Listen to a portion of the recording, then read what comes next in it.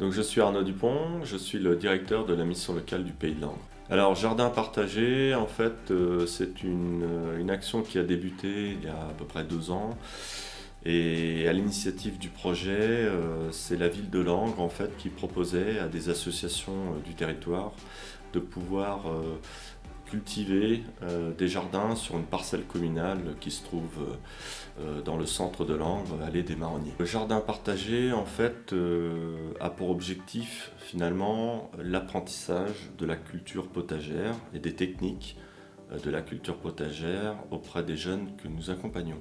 En cela, on passe en fait par un partenariat avec une association qui s'appelle Derrière le voile, qui propose des actions éducatives, pédagogiques pour favoriser la biodiversité. Je suis NJ Praon, je travaille avec les plantes aromatiques et médicinales, donc c'est un métier qui fait partie de l'agriculture. Je fais ça depuis 2015. Par des formes associatives et des formes de coopération. Je suis à nouveau à mon compte sous la forme d'une entreprise individuelle. Ce qu'on a créé avec la mission locale, c'est des bacs avec des légumes, des plantes aromatiques. En fait, l'idée, c'était d'apprendre aux jeunes à faire du jardinage. En fait. Le jardinage, c'est des gestes techniques. Et puis c'est aussi une ambiance, un environnement, ça veut dire être dehors, c'est aussi se poser la question de qu'est-ce qu'on mange, ça peut être voilà, aussi des légumes qu'on découvre, le fait d'être ensemble aussi, de faire des tâches ensemble, voilà, d'organiser, de faire ensemble, c'est hyper important sur ces jardins. On a semé, on a planté des légumes, on a fait un petit bac réservé aux aromatiques. Donc là, il y a de la mélisse, du romarin, de la sauge, de la menthe bien sûr. Et puis on a réservé donc 3 autres bacs pour les légumes. Donc on a mis des courges, des tomates, mis des côtes de blettes, des petits pois. On a tenté des choses qui n'ont pas réussi aussi, donc des semis de haricots. Ce qu'on fait régulièrement au jardin, c'est qu'on fait sécher les plantes aromatiques et on récolte les légumes. Du coup, les plantes aromatiques, une fois qu'elles sont sèches, on peut les utiliser pour faire des tisanes, des sels aux herbes, des encens aussi pour parfumer, faire des parfums naturels. Du coup, ça c'est ce que j'ai proposé aussi aux jeunes en prolongation en fait de cette activité de plantation. Ça veut dire que voilà, il y a des récoltes et après les récoltes, il faut transformer. Je leur ai fait déguster pour découvrir en fait un sirop de plantes aromatiques, un sirop de menthe, un sirop de rhône. Cette aventure avec la mission locale, ça nous a permis aussi de trouver des astuces en fait pour pas toujours acheter, puis trouver notre autonomie aussi dans ce lieu en fait, qui n'avait donc pas d'eau directe. Donc il a fallu premièrement économiser l'eau, savoir comment on fait pousser un jardin sans être toujours en train d'arroser. Donc là moi j'ai montré en fait des méthodes de paillage pour éviter que l'eau s'évapore. En complément du coup de ces séances qui sont proposées par cette association, on met en place aussi des ateliers de sensibilisation, de lutte contre le gaspillage alimentaire, parce que ça nous paraissait important, au-delà on va dire, du message qu'on veut faire passer sur le fait de bien manger, et qu'il est important aussi pour les jeunes d'avoir une alimentation équilibrée. Il nous semblait important aussi d'attirer leur attention sur le fait que bien manger c'est bien, mais ne pas gaspiller c'est encore mieux. Donc on a un partenariat avec la Ligue de l'enseignement et plus particulièrement le Centre d'initiative de la nature de Brive. C'est aussi un partenariat avec un chef cuisinier qui est donc David Daguzan, l'Atelier Gris à Saint-Jaume. Et l'idée, c'est de pouvoir proposer aux jeunes 2 ateliers cuisine où ils vont pouvoir être en proximité avec le chef Daguzan et aussi avoir le privilège, on va dire, de travailler à ses côtés dans sa cuisine afin de pouvoir réaliser un repas de fin de campagne, on va dire, de cette opération jardin partagé, avec l'idée aussi de rappeler qu'il est important Alors certes de consommer davantage de légumes, mais aussi de respecter la saisonnalité de ces légumes.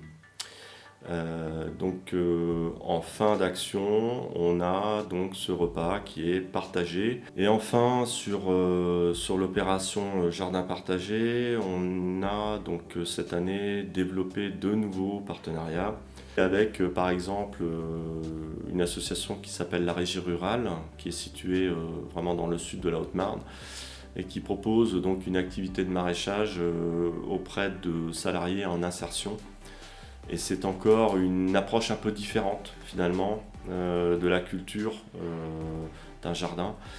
Et ça permet aussi aux jeunes de se rendre compte que le jardin peut être un levier aussi pour des demandeurs d'emploi ou des personnes qui sont en insertion par l'activité économique, de pouvoir reprendre une activité professionnelle avec un rythme en participant justement à la culture d'un jardin potager.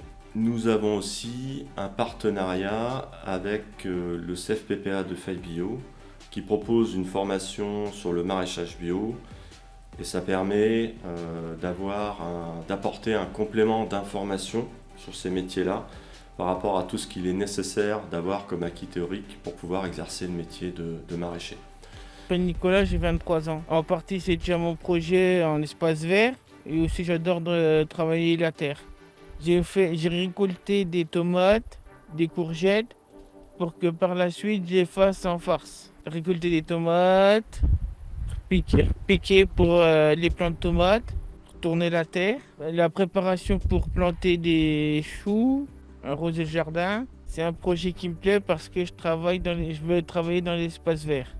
L'intérêt pour les jeunes de participer à cette action, alors il y en a plusieurs en fait.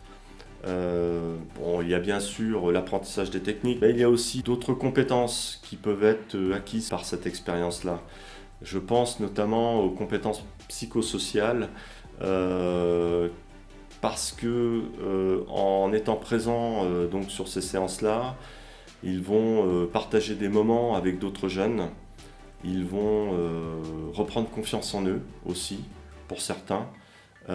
Pour d'autres, ça va permettre aussi de prendre des initiatives, voire de venir en aide à d'autres jeunes qui pourraient peut-être être un petit peu en difficulté, soit par le maniement d'outils, soit par on va dire les consignes qui sont données par l'encadrante. Donc ces compétences qu'on appelle psychosociales, finalement, elles vont être aussi transférables dans d'autres domaines et notamment dans le monde professionnel. Alors j'ai un souvenir dans cette terre-là des bacs, il y avait beaucoup de pierres. Donc il y a eu vraiment tout un premier temps avec les jeunes où on a enlevé ces pierres parce que ça faisait trop pour la terre. En fait, ça faisait trop de pierres, c'était des trop grosses pierres.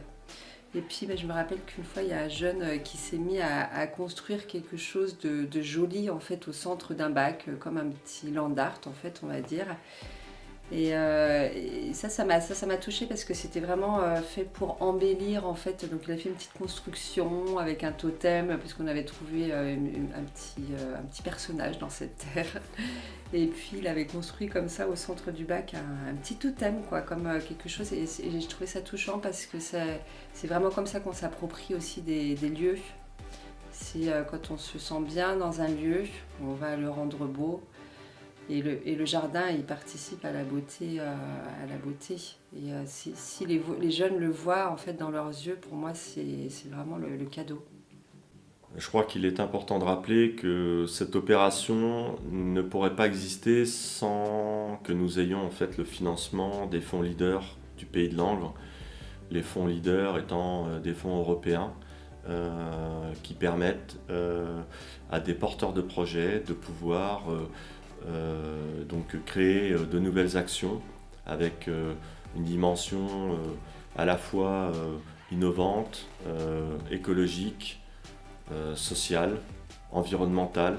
On se rend compte que notre opération Jardin partagé, elle coche toutes ces cases parce qu'elle est effectivement au carrefour de la transition sociale, écologique, environnementale par rapport à ce qu'elle peut apporter au public qui sont ceux de la mission locale.